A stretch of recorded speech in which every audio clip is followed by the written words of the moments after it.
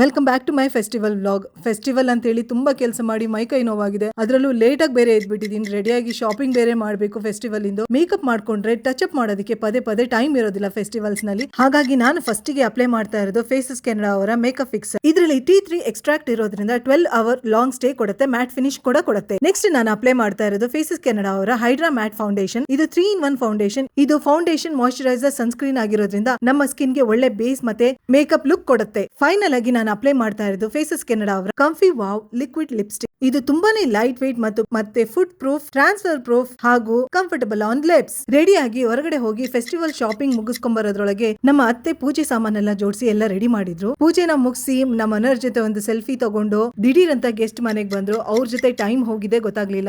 ಎಷ್ಟು ಬೇಗ ಸಂಜೆ ಆಯ್ತು ಗೊತ್ತಾಗ್ಲಿಲ್ಲ. ಆದ್ರೂ ನನ್ ಮೇಕಪ್ ಫ್ರೆಶ್ ಆಗಿ ಕಾಣಿಸ್ತಾ ಇತ್ತು. ವಾಟರ್ ಟೆಸ್ಟ್ ಮಾಡಿದಾಗ ನನ್ ಮೇಕಪ್ ಇನ್ನೂ ಫ್ರೆಶ್ ಆಗಿ ಹಾಗೆ ಇತ್ತು. ಸೊ ನಿಮಗೂ ಈ ಪ್ರಾಡಕ್ಟ್ ಬೇಕು ಅಂದ್ರೆ ಈ QR ಕೋಡ್ ನ ಸ್ಕ್ಯಾನ್ ಮಾಡಿ ಬೈ ಮಾಡಿ.